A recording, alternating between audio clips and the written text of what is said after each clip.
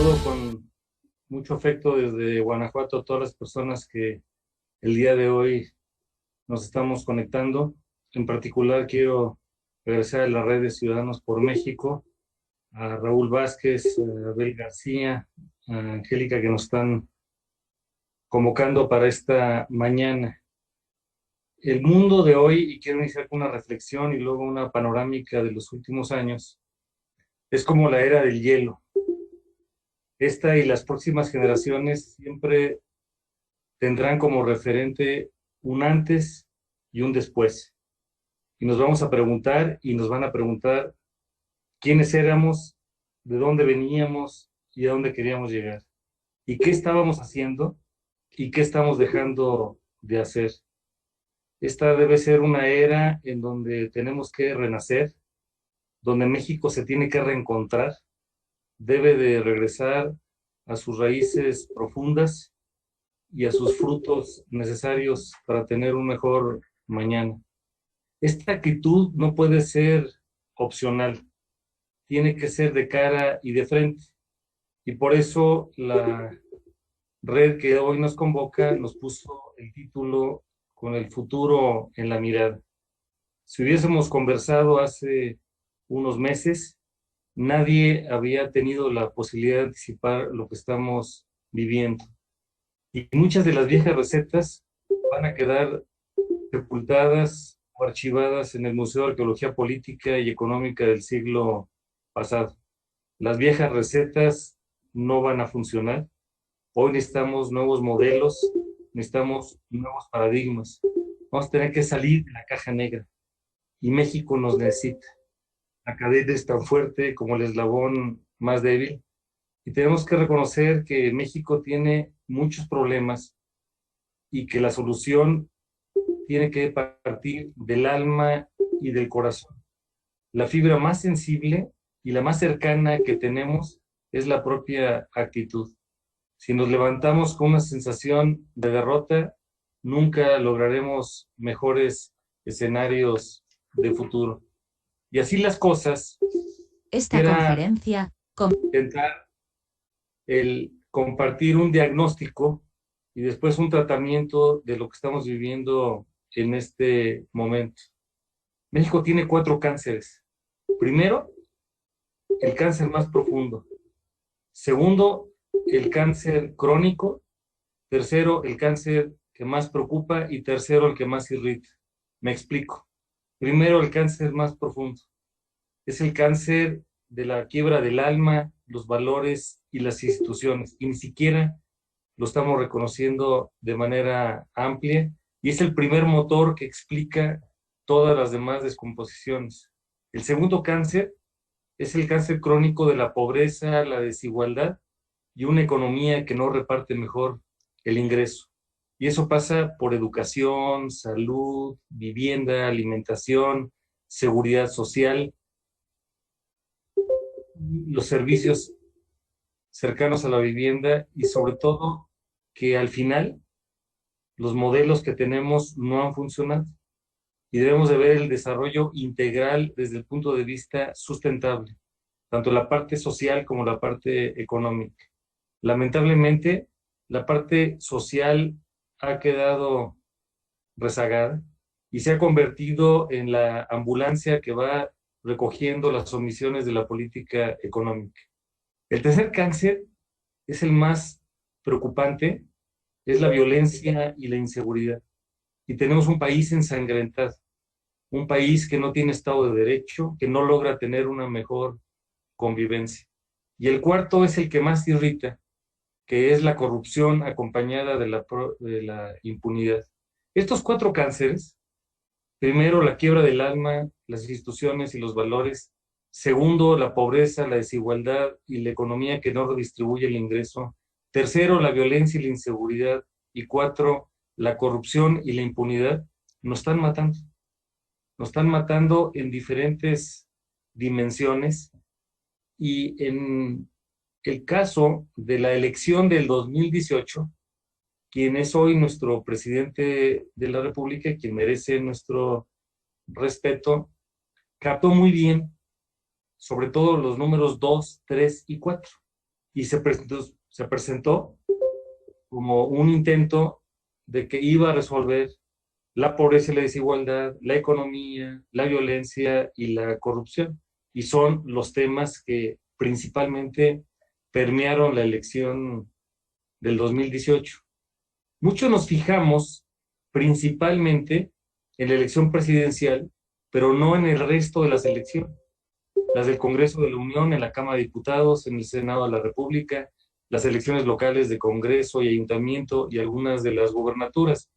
Y la noche del domingo 1 de julio empezamos a conocer algunos datos de la elección y por primera vez desde 1994 el presidente de la República iba a tener una mayoría posible en la Cámara de Diputados y en el Senado, en el Congreso de la Unión.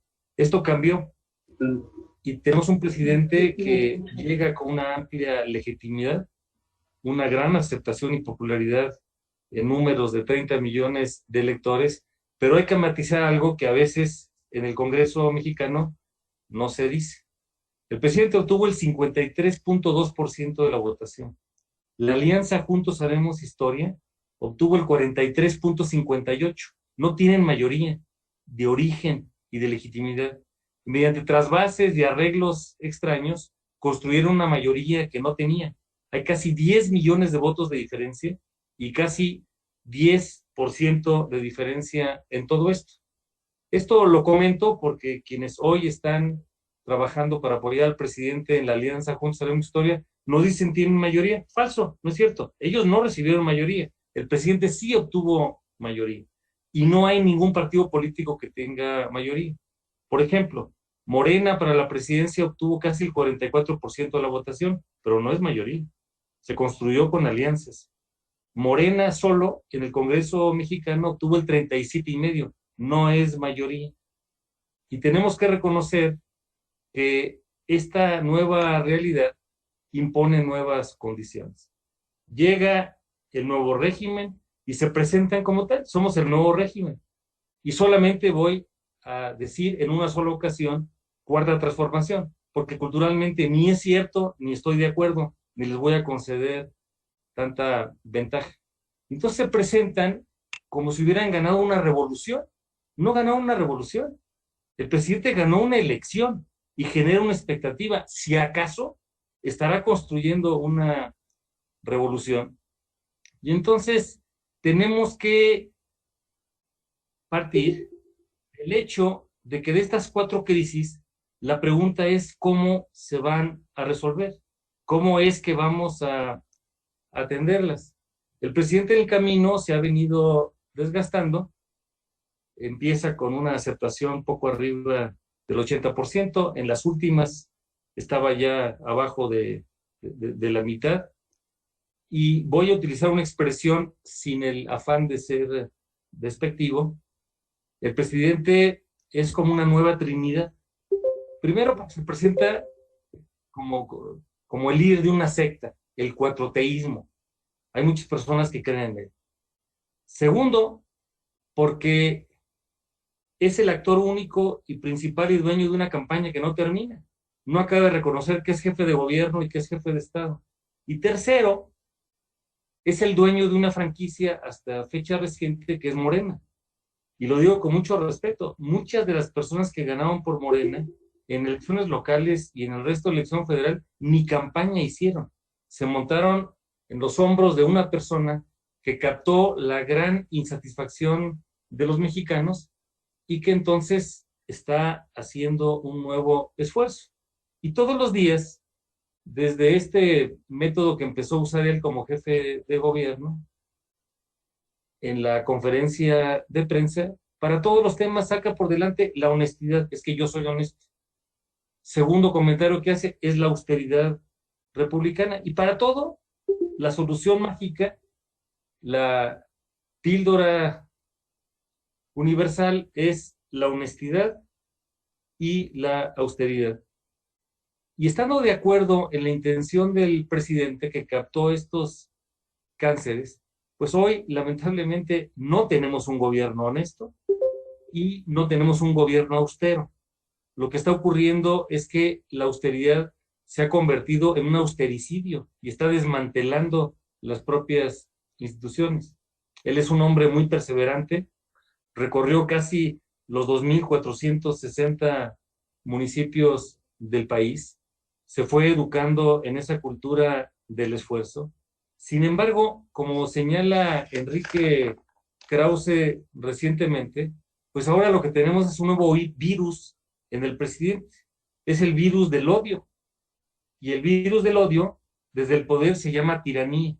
Y estamos en el riesgo de que nuestro presidente se vaya convirtiendo en un tirano. Y veamos el estilo personal de gobernar. Es una persona que no escucha, que no lee la realidad, no convoca, no concilia, pero ¿cómo regaña? No ha entendido la humildad, la prudencia, la sensibilidad, la inclusión y el sentido común para siquiera disfrutar la victoria electoral que tuvo. Su poca madurez humana en su desarrollo socioemocional se lo impide. Entonces llega con un rencor y llega con este virus del odio, como lo califica Enrique Krause, y no logra convocarnos a todos los mexicanos. Y es una persona desconectada de la realidad.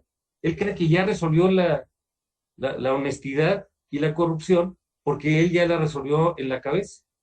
Es una persona que empezó a recorrer el país, sí tiene aclamaciones en diferentes niveles, no es el caso de Guanajuato, aquí no nos ganó, pero en sus intervenciones públicas, más del 95% habla y habla, pero no escucha. La naturaleza nos dio 2 oídos y una boca, 2 ojos y una boca, es al 2 por 1. Y en política, parte de lo que no estamos haciendo nosotros es que no nos estamos escuchando. Así las cosas, él asume el mandato el 1 de diciembre de manera formal, pero de facto, en el terreno de los hechos, lo empezó a asumir el 2 de julio del día de la elección.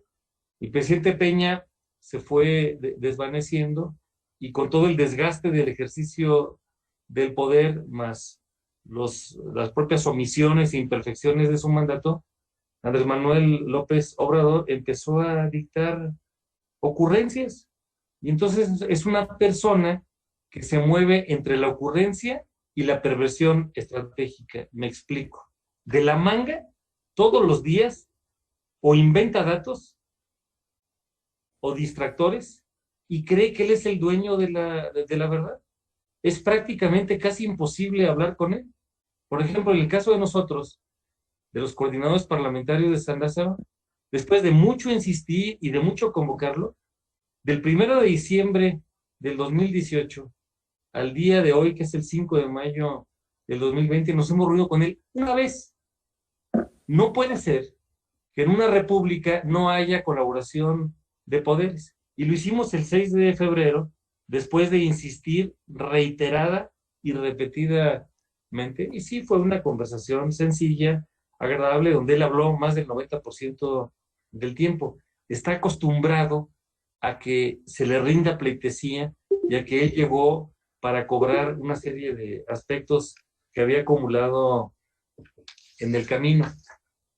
Y nosotros estamos por eso muy, muy preocupados, porque, por ejemplo, a partir de su mandato que inicia el 1 de diciembre, él tuvo la obligación constitucional, por primera vez, de construir un plan nacional de desarrollo y tenía 6 meses para entregarlo. Lo que nos entregó fue un folleto que no pasa el primer trimestre de una materia de planeación en una universidad seria en el mundo. Fui profesor de planeación. No tiene objetivos, metas, indicadores, calendario, presupuesto. Dirían nuestros alumnos, y no quiero ser despectivo, es un pasquín. No hay un plan nacional de desarrollo. No hay hoja de ruta. Sin embargo, en su forma de ver la realidad o imaginarla, que es más eso, él quiere tener un sentido de trascendencia. Desde el momento en que cree que está haciendo la gran transformación, cuando apenas la iba a iniciar, pues él cree que ya estamos en esa tesitura. Hay autores que han estudiado el tema, como el caso de Steven Levitsky y Daniel Ziblatt. El primero está en Harvard y escribieron un clásico que ya se conoce, Cómo mueren las democracias. Entonces nos dicen de manera muy ilustrativa 4 momentos. Primero, la persona se presenta como líder carismático, como el Mesías, ya lo hizo. Entonces, el dueño de la verdad soy yo, el Salvador soy yo, y así lo vino haciendo. Segundo, empieza a asignar culpas y a encontrar archivos expiatorios. Ya habla mal del pasado, los neoliberales, los conservadores, los fifís, la mafia del poder. Y en lugar de capitalizar su gran legitimidad, empieza a descalificar a todos. Tercero, empieza a debilitar las instituciones. Y entonces al poder legislativo lo ve como un querer legislativo. A los gobernadores los empieza a atacar. A la Suprema Corte de Justicia de la Nación, al Estado de Derecho, y empieza a transformar esto, como diría Gabriel Said, en un estado de chueco. Entonces empieza a debilitar las instituciones de la democracia, ataca al empresariado, ataca a los medios de comunicación, a la prensa libre, y empieza a asumir todo esto. Y por último, la parte que está pendiente, pero que también tiene ya una situación grave, es simplemente es que destruye a la oposición. Él va rápido. Primero, ya se presentó como Mesías y no lo es. Segundo, adjudica culpas a todos los demás. Entonces, casi a la manera anacrónica de hace siglos, el Estado soy yo, el dueño de la verdad. Tercero, adjudica culpas a los que están en instituciones de la democracia. Y finalmente, quiere destruir a la oposición. Y en esto va muy rápido. Así se hizo en Venezuela, así se hizo en Bolivia. Es un tema de manual. Por eso vamos entre la ocurrencia y la perversión estratégica. Y prueba de ello también es que casi nadie tiene acceso a él. Hoy está escondido en Palacio Nacional, y un día dice una cosa y otro día se contradice y no admite todo esto. Le cuesta mucho trabajo leer la realidad. Y entonces vamos entre la ocurrencia y la perversión estratégica. En este sentido, nosotros tenemos que reconocer que para poder sacar la tarea adelante como país, vamos a necesitar recuperar 3 aspectos. Primero, los contrapesos republicanos. Y los contrapesos republicanos son el Congreso de la Unión en ambas cámaras, Senado y diputados, los congresos locales, las gubernaturas, los ayuntamientos, los órganos autónomos. Ha atacado a casi todos. El único que no ha atacado es el Banco de México. Y eso porque sabe que una crisis financiera sería su Waterloo. Y entonces, sistemáticamente, él combate los contrapesos republicanos. Segundo elemento que él combate es la ciudadanía con ética y con sentido estratégico. En ningún momento vamos a ver en su discurso algo de la ciudadanía. Y hay que recordar que el actor estelar de la democracia no son los partidos políticos, no son los gobiernos, es la ciudadanía actuando con ética. En ningún momento está convocando a la ciudadanía. Entonces él segmenta a la sociedad, se presenta como el salvador de los pobres en el sentido socioeconómico, y que esto va a funcionar mejor. Y tercero, Estado de Derecho. Entonces, ¿cómo vamos a poder reconstruir todo esto? Primero, con contrapesos republicanos. Segundo, con el actor estelar de la democracia, que es el ciudadano. Y tercero, necesitamos tener un Estado de Derecho. En otras palabras, el reto es enorme. Vamos a tener que esperar a un gobierno populista por la vía democrática, porque él se siente el dueño del poder, el dueño de la verdad, el dueño de un partido político que es su propia franquicia, que es Morena, no admite disensos, le incomoda cuando alguien le pregunta, y entonces a la usanza del rey Luis XIV, pues el Estado soy yo. Y ante esto ya estamos frente a una persona que lamentablemente se presenta como una persona iluminada. Necesitamos entonces reconocer que hoy tenemos momentos de inflexión. Y estas cuatro crisis a las que hicimos referencia, pues ahora explotan de manera reciente frente a la crisis de la pandemia. En la pandemia vamos a vivir un antes y un después, porque el mundo ya no será igual. Y la pandemia nos está atacando en varias perspectivas. Una, la de la salud. Dos, la de la economía. Tres, la parte que tiene que ver con la inseguridad y el Estado de Derecho. Y cuatro, con una serie de derivaciones de carácter social que se van a ir descomponiendo. La educación, la alimentación, en fin. Y nadie podía pronosticar esta lamentable circunstancia, y ahora lo que tenemos que hacer es reinventarnos, cambiar de modelos, de paradigmas, salirnos de la caja negra y ver esto como un momento de inflexión, como un antes y como un después. Y en este método que él tiene, primero de negar la realidad, segundo de ostentarse como el dueño exclusivo de la verdad, tercero como el asaltante legítimo del resto de las instituciones, pues cree que nos hace en realidad una concesión gaseosa a manera de favor, porque entonces él es el dueño de la verdad y es el dueño de la legalidad y es el dueño de las instituciones, cuando está desconectado. Hoy lo que necesitaríamos es un presidente humilde, prudente, sensible, incluyente, que pudiera extender la mano, abrir el corazón, ir al encuentro de las personas para fortalecer las instituciones públicas democráticas y sobre todo fortalecer a la sociedad, tanta sociedad como civil como sea necesaria y tanto gobierno como sea necesario, que es la doctrina de la subsidiariedad y la que muchos de nosotros en doctrina social hemos venido asumiendo. En el caso de quien habla, es uno de los principios desde la fundación del Partido de Acción Nacional y que muchos partidos también están tomando en consideración. Vivimos entonces un momento de inflexión, donde siempre vamos a hablar de un antes y un después. Pero el presidente nuestro, como no escucha y no ha acabado de entender que el Señor que nos dio la vida nos dio dos oídos y una boca, es al dos por uno. Nos dio dos ojos y una boca, es también al dos por uno.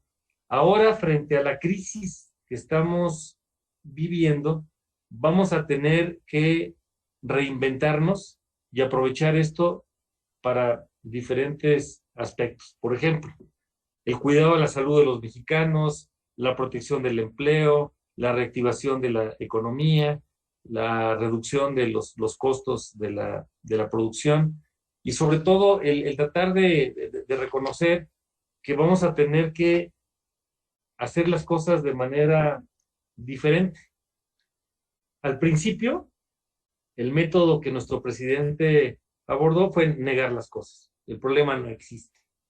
Salía a las calles, abrazaba, no guardaba las distancias necesarias, incurría más allá de la imprudencia en aspectos que iban contra todas las recomendaciones internacionales de la Organización Mundial de la Salud, de lo que estaban haciendo otros países. Y entonces la primera posición fue, este problema no existe. No pienso, luego no existe.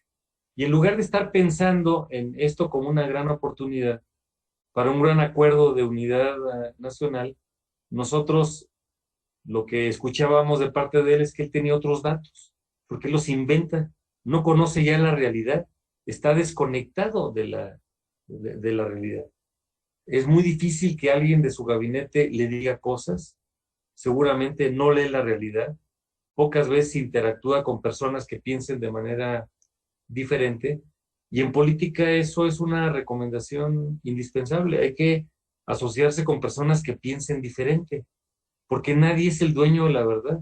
Hay que darle al diagnóstico de las cosas un estudio de 360 grados y nadie tiene todo esto. Entonces es un especialista en tender cortinas de humo, en inventar cosas y cree que desde este diseño que él empezó a tener como jefe de gobierno en las declaraciones de prensa de la mañanera, pues él marca agenda y sí, lamentablemente, el resto de la sociedad y los actores han sucumbido o hemos sucumbido a esa tentación de hacerle caso, cuando probablemente lo que debimos de haber hecho es tener la actitud de que la no verdad no merece respuesta. Está documentado ya la cantidad de miles de mentiras que nos dice en su conferencia durante las mañanas y tenemos que reconocer entonces que tenemos que buscar una visión de Estado con mayúscula para poder ver cómo es que vamos a tener unas expectativas más apropiadas. Frente a la ausencia del presidente, que no acaba de entender que es jefe de gobierno y jefe de Estado con mayúscula, la sociedad ha tomado el asunto de la conducción. Y nosotros que venimos de doctrina social, creemos en este principio de tanta sociedad como sea posible y tanto gobierno como sea necesario. Hay organizaciones como el Consejo Coordinador Empresarial, que tiene una docena de organismos empresariales, y hay otras organizaciones como por ejemplo Futuro 21, que nos han hecho algunas propuestas y unos diálogos en donde lamentablemente dialogar con el presidente es casi imposible. El presidente no escucha, el presidente no lee, el presidente solamente habla, habla, habla y habla.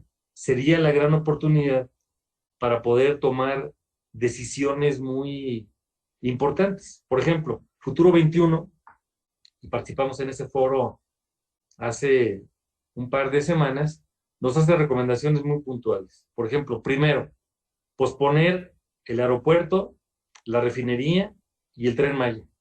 Son quimeras faraónicas que no van a hacer un México mejor en lo general, pero el presidente en su cabeza ya no lee y ya no escucha. Entonces, en todo esto vamos a tirar a la basura más de 500,000 millones de pesos. Segunda propuesta de Futuro 21, canalizar recursos adicionales y suficientes al sector salud. No le han inyectado un 5 adicional al sector salud. Y el desmantelamiento vino desde el año pasado. 11,000 millones de pesos que tenía presupuestados y que no utilizó para camas, respiradores artificiales, medicamentos, infraestructura. Hoy el sector salud está desmantelado y no está mejorado. Y cuando alguien ya cae a una circunstancia de hospitalización, lamentablemente la probabilidad de salvación es muy baja. 7 de cada 10 personas que llegan a procesos de intubación no están superando la crisis y lamentablemente fallecen. Tercera sugerencia del foro de Futuro 21, canalizar recursos extraordinarios y suficientes a los estados para atender la pandemia. Hoy, el presupuesto que tenemos no tiene un gramo de federalismo, no tiene un gramo de vida municipal. Es para apoyar solo las quimeras y las ilusiones que tiene nuestro presidente. No hay obra pública adicional más allá de lo que está asignado en las fórmulas fiscales. Cuarto, el establecer un ingreso básico universal y de protección al apoyo del empleo y otros aspectos en donde ya como una medida varios partidos se han sumado. De hecho, en San Lázaro se va a introducir esta medida y va más allá de partidos, y debo de celebrar que personas también de la Alianza Juntos Haremos Historia la van a festejar. Nuestra presidenta de la Cámara de Diputados, Laura Rojas, es una de las que lo está proponiendo. 5, el diferimiento del pago de impuestos, de servicios públicos, de costos de seguridad social, porque las personas no tienen dinero. 6, un programa anticíclico de carácter económico. 7, el tener consejos económicos para la reactivación. Y finalmente, el poder darle su lugar al Congreso mexicano mediante lo que tiene que ver con un nuevo presupuesto. Y el presidente, lamentablemente, se cree hegemónico y no voltea a ver a los demás poderes. El Consejo Coordinador Empresarial, la semana pasada, de lunes a miércoles, convocó a 11 mesas con personas de diferentes orígenes: el sector social, el sector empresarial, el sector académico, el sector gubernamental, representantes de partidos políticos, de sindicatos, cooperativas, en fin. Nosotros tuvimos el privilegio de participar en 2 de las mesas, y puedo comentar que en la segunda mesa donde participamos, hicimos 5 propuestas específicas. Por ejemplo, necesitamos rediseñar el federalismo, la soberanía estatal y la soberanía municipal. Nosotros creemos en la doctrina subsidiaria, tanta sociedad como sea posible y tanto gobierno como sea necesario. Entonces necesitamos que los 3 órdenes de gobierno, municipio, estado y federación, sean fuertes, no como me lo dijo hace años un funcionario federal, en los siguientes términos: cuando la federación no sabe hacer algo, se lo da a los estados, y como los estados tampoco lo pueden hacer, lo vamos a recoger. Entonces, primera línea es federalismo, soberanía estatal y municipalismo. Segundo, necesitamos fortalecer el Congreso mexicano. Necesitamos ser un poder legislativo, no como lo diría un gran legislador guanajuatense, ser un querer legislativo. Necesitamos un Congreso mexicano interactuante, el Senado de la República, la Cámara de Diputados, y en coordinación con los congresos locales. Y también junto con esto, con los ayuntamientos. Los aproximadamente 2,460 ayuntamientos del país es donde se tiene que deliberar y se tienen que tomar las primeras decisiones. Tercera recomendación es hacer una convención nacional de la hacienda pública. Hay que revisar todo el tema de las tributaciones, los impuestos, derechos, productos, aprovechamientos. En 2004, siendo gobernador de mi entidad de Guanajuato, tuve la oportunidad de estar en la última convención. Los invito a que revisemos las conclusiones. Siguen siendo vigentes. Había 7 mesas: ingreso, gasto, deuda, inversión, patrimonio, transparencia, rendición de cuentas, etcétera. Me tocó coordinar la mesa de gasto. Y luego necesitamos rediseñar las instituciones. Por ejemplo, necesitamos tener un consejo de atención económica de la emergencia de manera inmediata, donde participen organismos de la sociedad civil y organismos del gobierno, los 3 órdenes de gobierno: municipio, estado y federación, los 3 poderes: ejecutivo, legislativo, judicial, la parte empresarial, social, académica, que mucho tendrían que decirnos. Y por otro lado, quinta propuesta, para resumir lo que presentamos en el foro del Consejo Coordinador Empresarial: necesitamos un Consejo Fiscal Autónomo. En el diseño de la Constitución hay, por ejemplo, un Consejo de Salubridad General desde la Constitución, que es la autoridad máxima, junto con el presidente de la República, pero en materia económica no hay el análogo. Necesitamos algo equivalente que pueda funcionar como un órgano autónomo con capacidad de gestión y que tenga el máximo de representación para poder asumir las funciones de la mejor manera posible. Cierro para mejor pasar ya ahora a un diálogo. ¿Qué necesitamos? Una agenda con un acuerdo nacional. Una agenda de sociedad civil, del gobierno en su conjunto: municipio, estado, federación, ejecutivo, legislativo, judicial. Necesitamos que el presidente reconozca que no tiene ni diagnóstico ni tratamiento de lo que estamos haciendo en este momento, porque nos vamos a preguntar qué va a ocurrir después del COVID-19, como se le ha denominado. Pues vamos a encontrar primero una economía destrozada. La salud no se está atendiendo de manera correcta, que es la primera crisis. Está creciendo el número de infectados, está la circunstancia de los hospitales sin medicinas, sin camas, sin respiradores necesarios. Entonces va a haber una economía destrozada en donde hay gran desempleo y, como se ha comentado, construir una empresa, un establecimiento se hacen abonos y destruirla o matarla se hace al contado. Y necesitamos reconocer que esto no está funcionando y todos los indicadores económicos se están descomponiendo. La secretaria de Economía tuvo una reunión con nosotros el día de ayer con la Junta de Coordinación Política de la Cámara de Diputados de San Lázaro, y hay un reconocimiento que hemos perdido al menos 800,000 empleos en lo que va de la etapa más reciente, y va a haber una contracción de la economía. Los pronósticos del gobierno eran que íbamos a decrecer el 3,5%. El año pasado somos probablemente el único país del mundo que con un crecimiento de menos 0,1, el presidente festejaba. Inaudito, ¿cómo iba a ser un presidente que festejara el hecho de que la economía no está creciendo? Y se va a agravar porque no hay programas para la micro, la pequeña, la mediana empresa. Se descompuso el precio del petróleo y va a estar en términos negativos. Ayer estaba poco arriba de $15, y entre el costo de producción y distribución en México estamos arriba de $25 por barril. Se requeriría el interrumpir estas quimeras faraónicas de Dos Bocas, el Tren Maya, Santa Lucía. Va a venir también una descomposición de una sociedad empobrecida.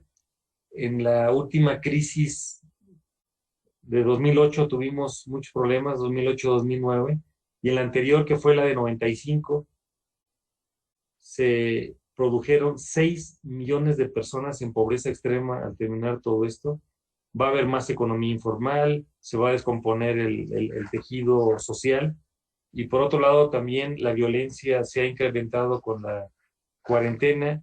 Hay escenas sumamente patológicas en donde los cárteles están repartiendo despensas, están repartiendo apoyos. Estamos frente a una violencia que va a ser cada vez más inédita, y al final tendremos una mayor crisis política. En suma, estamos frente a la era de hielo, con un gobierno pasmado, escondido, sin capacidad de respuesta en el ámbito federal.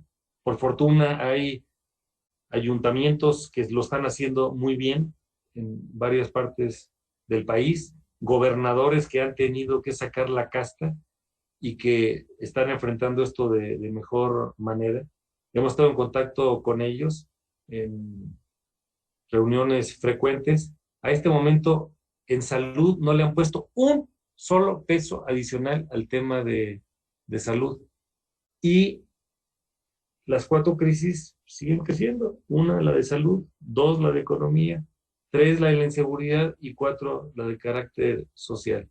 Y por si las cosas no estuvieran suficientemente mal, el 23 de abril, hace casi 2 semanas, el presidente envió un turno para cambiar la Ley Federal de Presupuesto y Responsabilidad Hacendaria. Estábamos esperando un cambio de presupuesto, que eso es lo que se haría. No, el señor quiere controlar más el presupuesto, no quiere suspender sus obras faraónicas, suntuarias, quiere controlar la crisis a su manera, y entonces tenemos una descomposición muy grande. Con esto, en suma, estamos en crisis, hay que saber aprovecharla. Vamos a tener que recurrir a lo mejor de este país, que son sus instituciones, sus familias, sus sindicatos, sus iglesias, sus cooperativas, todo el tejido social, y exigirle al gobierno federal una dosis de humildad para que cambie su diagnóstico, porque no vamos en ruta y tenemos muchos problemas. Gracias por escucharnos.